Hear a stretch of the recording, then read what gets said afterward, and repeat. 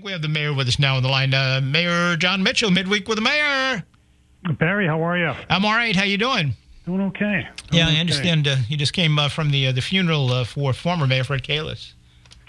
I did, yeah, and obviously very sad. And I just, we talked about it on last week's program, but this is just—it's very unexpected, and I think, given who he was and given his contributions to the city, his loss leaves a pretty big void. And it was a beautiful ceremony celebrated by Father Mike Racine, and it's very sad. I just, he was the mayor for 8 years, and the guy never stopped at once working for the city, and never stopped, never hit the brakes, never did anything less than pour his entire self into the job, and because he loved the city. And it's very sad to see him go. But it was a beautiful ceremony, and as I understand it, that it will be a tribute at some point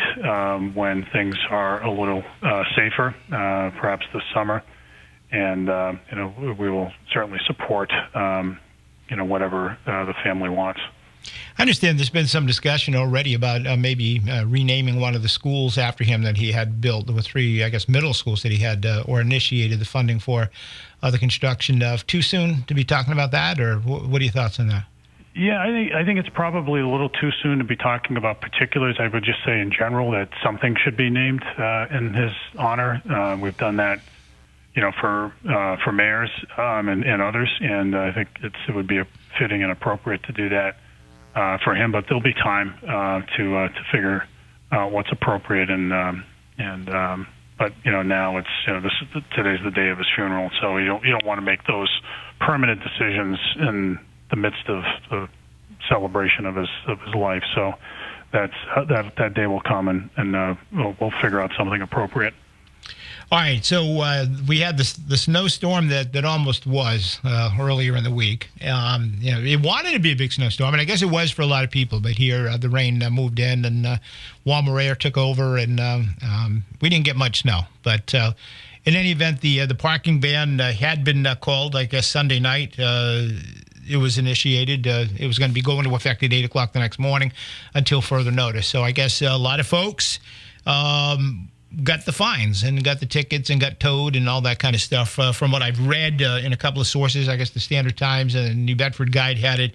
What was it? About 550 people got tagged, $27,500, and there's a lot of people PO'd, and they want those fines to be forgiven because there was no snow. What do you say to that?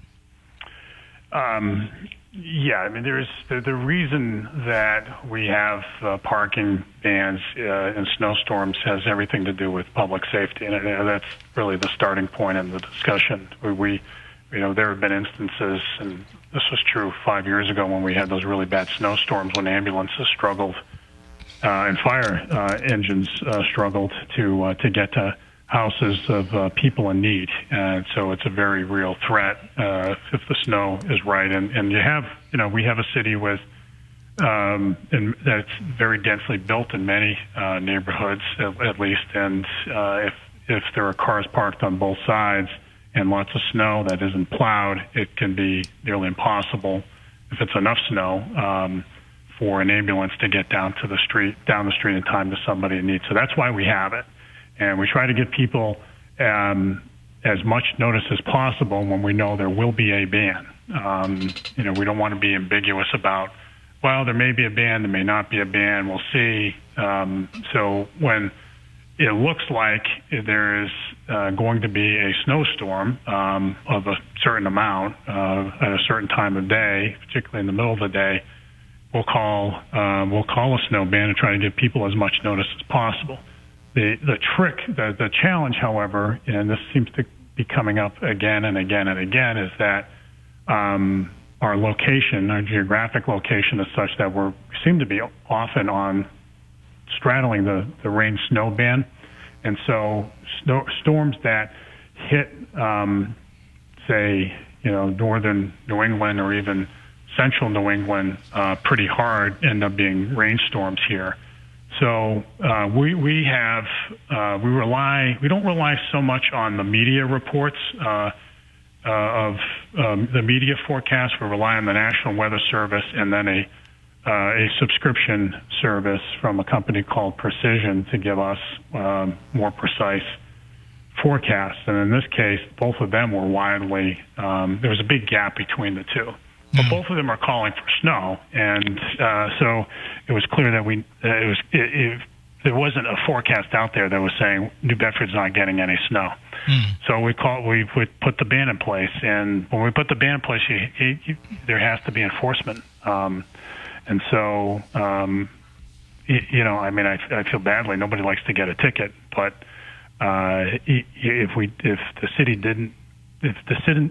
didn't treat it seriously, then, in future storms when there really is a need for a ban and when there are people in need of an ambulance, we might have a problem. So that's our approach. Well, people can't selectively decide which laws they're going to follow. I mean, if the ban is in effect, they know what the rules are. If they don't, shame on them. They're posted everywhere. So even if it doesn't snow, that really doesn't make any difference. The ban was implemented, and you weren't supposed to park there, period. Yeah, we don't put bans in place for trivial reasons. There's sometimes snowstorms for which we do not put bans in place because the forecasts are that we're not going to get much snow. We're not going to put a ban in place for 2 inches of snow, but we were getting predictions of up to 8 inches of snow, and that's a fair amount. That's enough that could cause problems of access problems for emergency vehicles in certain of our neighborhoods. So that's why we have to have it in place. And we try our best to get information out. We push information out about the ban through all media channels, including WBSM. We push it out through social media. We push it out through these text alerts to folks, and if people want to sign up for that, they can go to the city's website and sign up for those notifications as well. But we try to to do it as far in advance as possible and through as many outlets as possible. And if people are watching the news and they say, and it looks like it's snow, then you should assume that a fair amount of snow. You should assume that there will be a parking ban. All right. So just one more on this, and I'm going to move on because there's a lot of other stuff. So people understand that when tow trucks, well, first of all, when the police go out and they tag cars and maybe have to call a wrecker or whatever, they don't work for free. There's a cost involved in that. And if a tow truck is summoned to come and tow a car that's in violation of the parking ban, tows that car away, that's not for free either. There's a cost involved in that. So if the city was to simply say, well, we're going to waive this, we're going to forgive it, then that means the city or the taxpayers have to swallow the cost of that, right? Yeah, I think that the cost of the tow is paid by the person who's towed, whose car is towed, and but there are sometimes we have to pay overtime costs for police. Not all the time, but sometimes. I don't know how much the overtime costs were for this particular snowstorm, but it's not. This is not a. We don't approach this as a revenue generating event or any snowstorm is a potential revenue generating event. That doesn't even come across. It doesn't even occur to us. That's what it's principally about allowing access for emergency vehicles in parts of the city where snow can really impede them. And we've seen it happen. We saw it happen. I think it matters to the people who follow the law. When the people who follow the law and do what they're supposed to do, if all of a sudden everybody, those 550 people are pardoned, if you will, and say, well, okay, you don't have to pay your fines or whatever, well, that's an affront to the people who did follow the law. And it really doesn't teach anybody anything if they're going to get a waiver, right? Yeah, I agree. It's like there has to be legitimacy to it, and there are two, and so you can't. Once you put the ban in place, we spend a lot of time figuring out when the ban should go in place and when it shouldn't go in place. Like on Sunday, we spent a lot of time with the police chief, with my office, with DPI, with emergency management, trying to figure out. Trying to figure out this forecast because it was all over the place, and when we should put a ban in place, and when it should, what time it should be effective, and when it should be announced, and all that. And we ended up spending a lot of time just figuring that out based on the best information available to us, and so because we take this stuff very seriously, and we're not weathermen. We don't have our own internal weather service, and so we have to rely on others, and we try to rely on the best ones, and we make the best call we can. But once it's in place, it has to be adhered to. The window opens next week for applying for federal SAFER grants. And, boy, we've had a lot of fires in the last couple of weeks. I guess none of them are related. Maybe one of them might have been set according to what we're hearing. But it's that time of year we get a lot of fires. We're just wondering whether or not you would consider, or have you thought about, or have you even initiated an application for a SAFER grant, maybe to keep Engine 8 going for, I don't know, whatever the period of a SAFER grant is, 2 years? I think it is for a SAFER grant. Is that something you would consider? About 2 years. Yeah. About 2 years. So we'd certainly be open to that. We've had, just on the matter of lots of fires. I mean, we've had roughly 5 in the last week or 10 days or so, which is a lot. We had a spate like that maybe, I can't remember how many years ago it was, 5 or 6 years ago or so. And so you have these runs where it's one after another, and then you can go a few months without another one. So and I will say that the fire department did a really nice job getting on each one of these. So they were really quick to the fires. They put them down, and there wasn't any loss of life, and that's really important. They worked under very difficult conditions. And there's some days, there's the Rivet Street fire in Rivet Street, which destroyed the original house that the Mi Antoyo restaurant was in. Mi Antoyo, fortunately, has moved on. They're doing to South 2nd Street, and they're doing very well.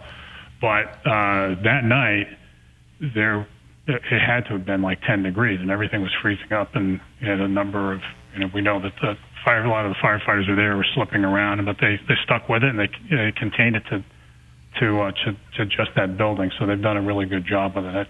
That bears emphasizing.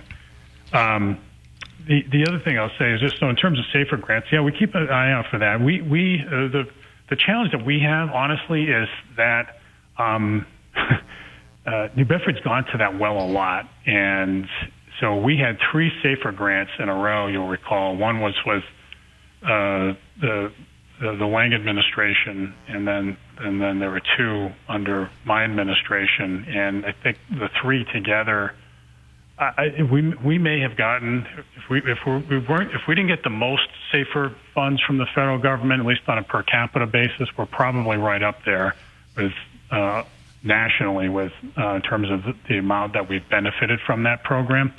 It's not to say that we won't try again. It's just to say that my expectation is somebody down Washington's going to say, New Bedford, we've given you a lot more than most places, and so you've got to figure out how to, pay for your fire department yourself. There may be a little bit of that. So, but that's fine. That's not a reason not to try. So we'll definitely take a look at it, and if it makes sense for us, then we'll go for it. Engine 8 is scheduled, to come out of service on March 1st, is it? Or has there been a date set? Yeah, there isn't a date set. There have been a couple of moving balls there. So we're acquiring a new Quint, which is the hybrid engine and ladder. We had the phase that we've used at that station for a number of years. So the one that we've had previously, we've had for the last 15 years or so, it requires repairs that make it, frankly, cost prohibitive to keep it going. So we're purchasing, in the process of purchasing another one to replace it, and we expect that one to be online probably sometime in the next month and a half or so.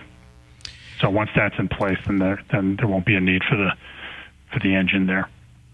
All right, here we go again. The New Bedford Police Officers Department was shot up in a housing development, Brickenwood, early Thursday morning. Very densely packed neighborhood.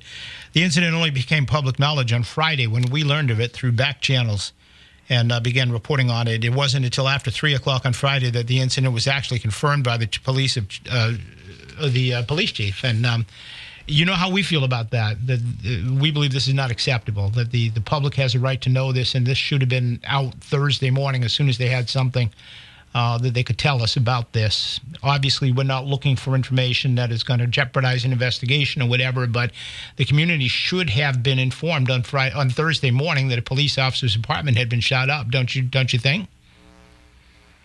So I'll say, so certainly it's a serious incident, and for reasons that are obvious to everybody, and there's no disagreement about that.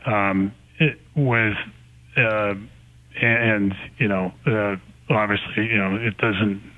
We're glad the police officer's okay. He wasn't there. The apartment was empty at the time.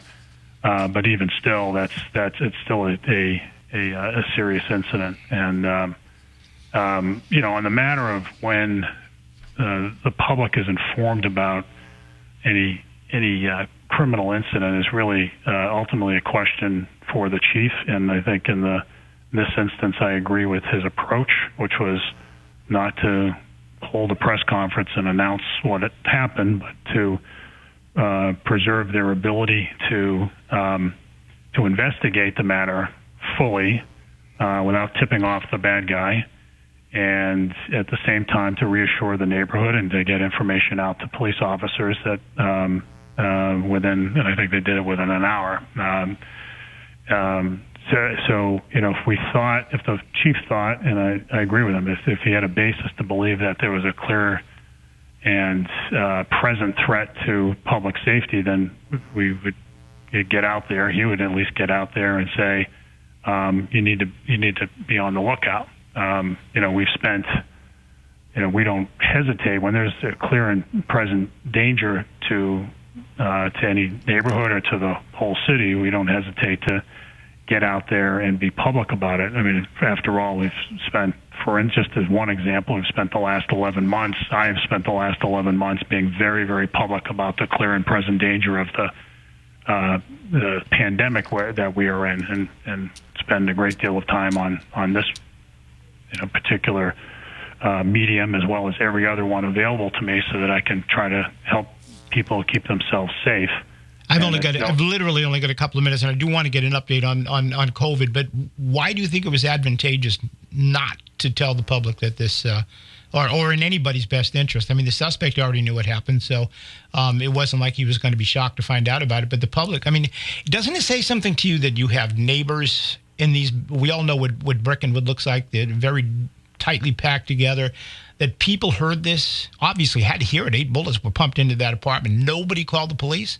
That says to me there's a tremendous amount of fear there. I don't know that anybody heard it. So ShotSpotter was not activated, and nobody called the police.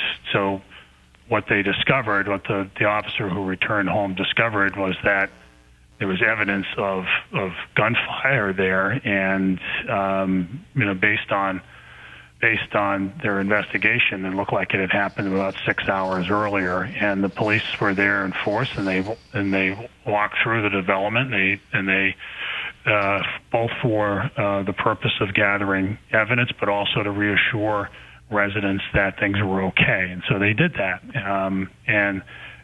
So you don't know. I mean, I can tell you, frankly, as having spent 11 years as a federal prosecutor doing all sorts of investigations, that there are innumerable ways that investigations can be compromised when the perpetrator finds out that law enforcement's onto him. So, they range from the possible destruction of evidence to he had to know that the police were looking for him. I mean, but they don't. But he doesn't know what they know. We weren't asking to know what you know. We were just asking you to say. I don't know what the media. The media asks when the media asks all manner of questions. But so you say we can't give you that. But if you hold a press conference at 8:30, 9 o'clock, 10 o'clock on Thursday morning and say, this happened, we can't give you any more information about the suspect. But this is what happened. A police officer's apartment was shot up 8 times, and we feel that you have a right to know that. I feel the citizens have a right to know that. That's not tipping your hand to anything. That's not giving information out there. So I've seen it. So I've seen it play out in a number of ways in my previous career, which was, you don't know, you can't possibly know in the wake of an incident how somebody can cover things up. And that includes just destroying evidence. It includes intimidating witnesses or worse, because that happens. It includes flight as well. So if the but guy knows Mayor, all of those things are going to happen. All of those things are going to happen anyway. They're not going to happen because you come forward and say. No, they actually don't, Barry. They actually don't. Because you come forward and say that somebody shot up a police officer's apartment, that's going to cause the guy to take off, and any more than what he would have anyway, or jeopardize any information at all. Or maybe he'll know he has less time to do something. So I get where you're coming from. I just don't. Ultimately, all these calls are about public safety. It's a matter of, okay, is there any danger to the residents nearby?